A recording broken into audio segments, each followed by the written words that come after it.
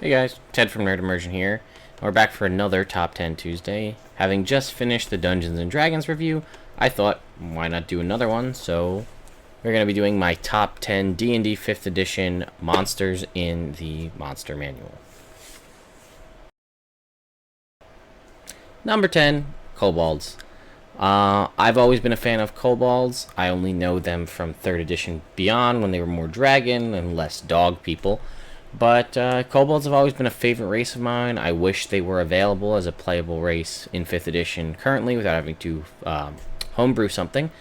But there's not really anything specific in there that makes me like them over previous editions. I just really like kobolds. They have rules in there for winged kobolds as far as enemies go, but and a cool little backstory about the kobold god and why kobolds hate gnomes and pranks. So yeah, that's it for number 10. Number 9 is Kangoo. This is another one of those races that I just really like personally and like the idea of, and they kept them more or less the same between 3rd edition and then now in 5th edition. Flightless bird people that are excellent rogues and really good at mimicking any sounds that they hear. And there's actually a little snippet in there that says, if you're walking by an alleyway and you hear baby crying, my advice is to walk the other way. Because, brace of Kangoo can be waiting to get you. So, there will be more coming up, new or newer versions of things that are in 5th edition. So, but Kangoo's number 9. Number 8 are Spectators. This is a monster that I was unfamiliar with, and perhaps they have been around in previous edition. But it's basically a lesser beholder. Rather than having 8 eye stalks, it only has 4. And obviously less eye beams and things like that.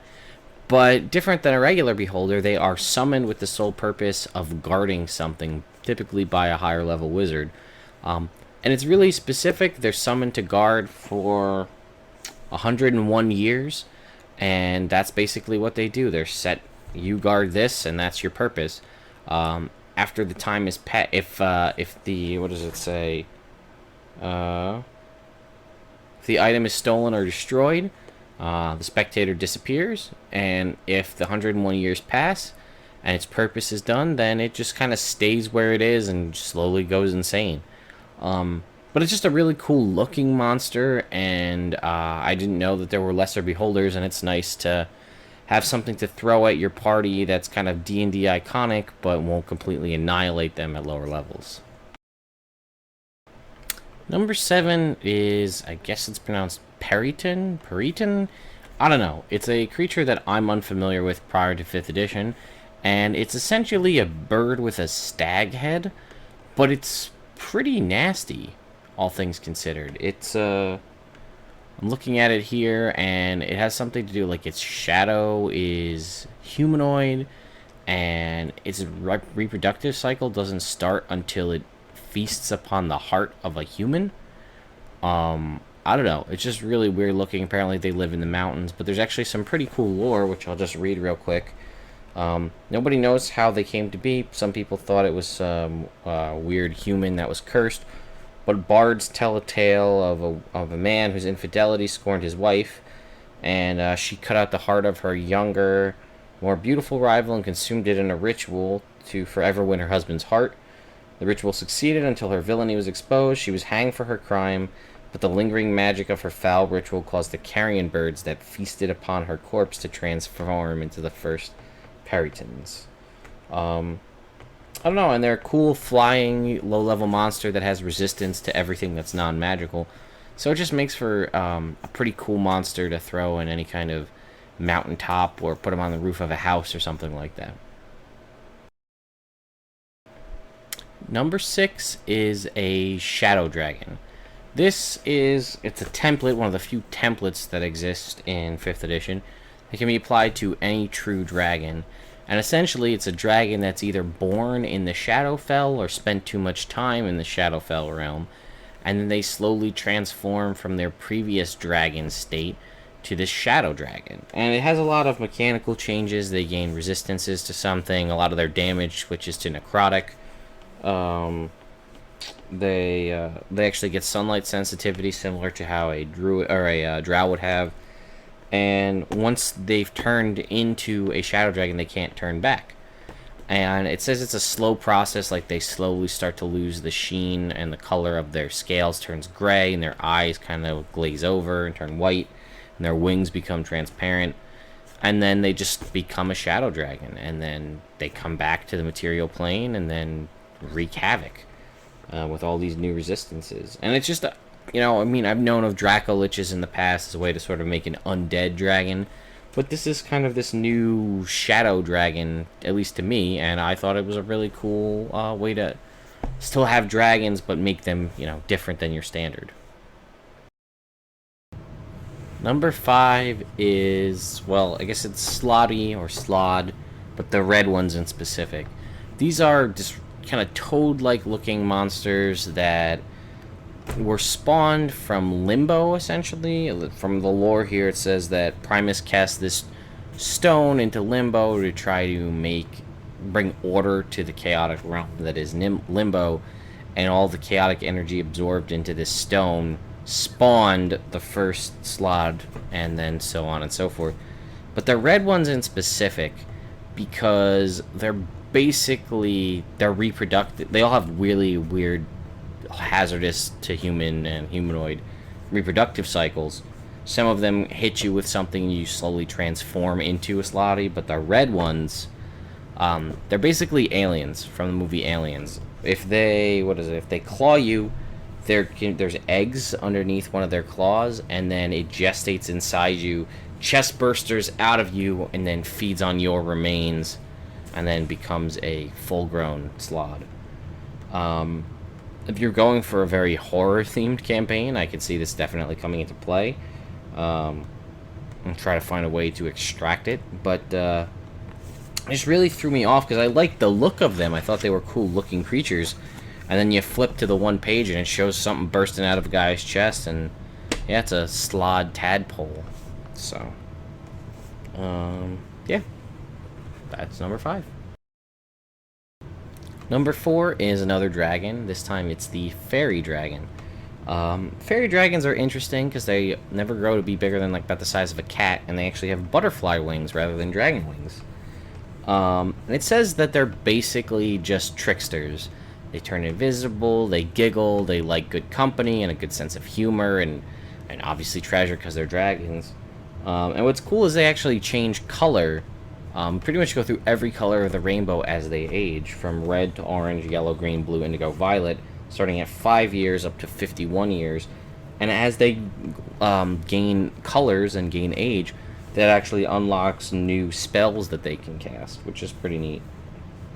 And their breath weapon is a Euphoria breath weapon that can essentially just incapacitate people with just joy.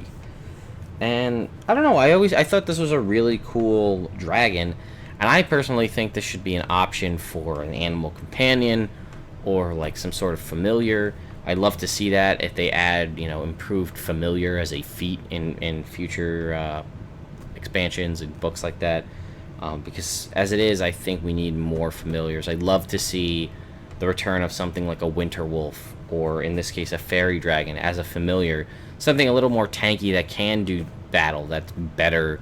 It's a better option, honestly, than choosing Beastmaster Ranger. But yeah, fairy dragon. I think they're pretty cool. I'm going to try to put one in one of my campaigns just because, based on the description, there's really no reason that it wouldn't just choose to travel along with some adventurers just for the sake of fun. And it's a chaotic good dragon, so it won't necessarily betray the party. Well, I mentioned horror-based campaigns with the Slod, but talk about something that's terrifying. Number 3 is the Intellect Devourer. I know in other videos and things like that, I've talked about how intelligence is essentially a dump stat. And for the most part, in most situations, minus the newly released psionic stuff, and for wizards, I would say you probably don't need intelligence.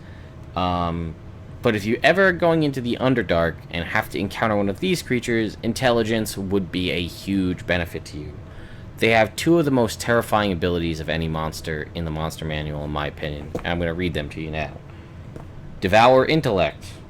Essentially, You have to succeed on a DC 12 intelligence saving throw, or take 2d10 psychic damage, and then on a failure you have to roll 3d6.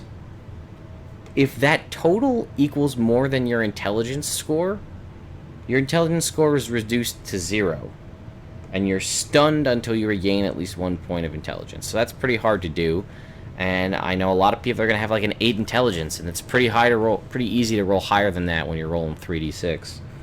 And then they have the other more terrifying ability, which is Body Thief. It initiates an intelligence contest with an incapacitated human within 5 feet.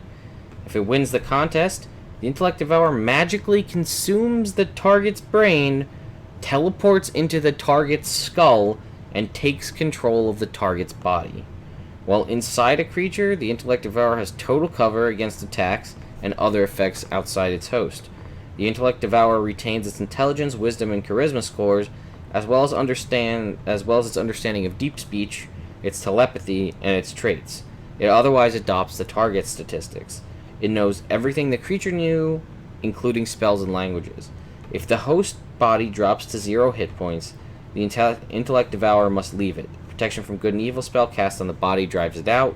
The Intellect Devourer is also forced out of the target if the target regains its devoured brain by means of a wish spell. By spending 5 feet of its movement, it can voluntarily leave the body, teleporting to the nearest unoccupied space within 5 feet of it. The body then dies unless its brain is restored within 1 round.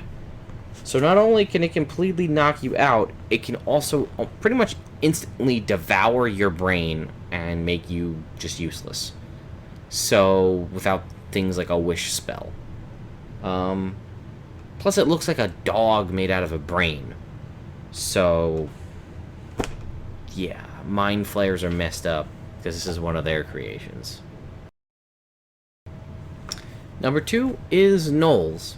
Knowles are a humanoid hyena-based monster, and in previous editions, they were, as far as I knew, just humanoid hyena people, just like a goblin or a bugbear or something like that.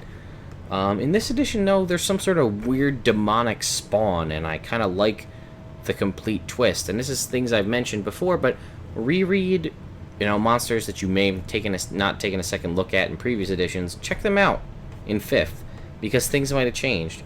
So apparently the Demon Lord, Kangoo, I don't know, found his way to the material plane, went crazy. Any ordinary hyenas followed him, and they fed off of his scavenged kills. And any of the ones that did that transformed into Knowles, and were there until this demon was banished. And now that's how Knowles exists. And I feel like I'm not sure, but I think somewhere in here it basically said, I think it's down here. Much of the same way the demon god created his first Knowles, a hyena that feasts on a fang of Kangoo's slain foes, undergoes a horrible transformation, becoming a full-grown adult Knoll. So, yeah, basically the higher level Knoll spawn can just continue to create more Knolls from just regular old hyenas. So, I don't know, it's just a big change from what I'm used to, and I don't know, I really like the idea. So like I said, make sure you check your favorite races. And number 1 is Flumps. As far as I can tell, they're basically a cross between a jellyfish and the flying spaghetti monster, maybe with a little bit of turtle thrown in the mix. They seem like they're just completely a comic relief race. I know Wizards of the Coast did that in previous editions. If you knock them prone, they flip upside down like a turtle and have to take a turn to get back up. They're one of the only lawful good creatures you'll encounter in the Underdark. And they have weird things, like their main defense mechanism is a stench spray, like a skunk. I don't know. I just think they're really funny, and they always are. They're really smart and want to help adventurers. And apparently, the Mystic's first rule of dungeon survival is trust a Flump. I don't know. I just think they're really funny, and they float around and fly, and they're just... I don't know. They're just... When I first read this stuff about them, I don't know. They just stuck with me as my favorite race. Or favorite monster, rather. So let me know what your guys' favorite monsters are in the monster manual. Is a monster you wish was in this monster manual that's not? One that you had that you really liked, now you don't like because they changed it, or the other way around, that you really do like because they changed some of the stuff about it. So let me know on any other 5th edition Dungeons and Dragons stuff you'd like me or anybody else to cover. Just let us know and we'll do our best to do it.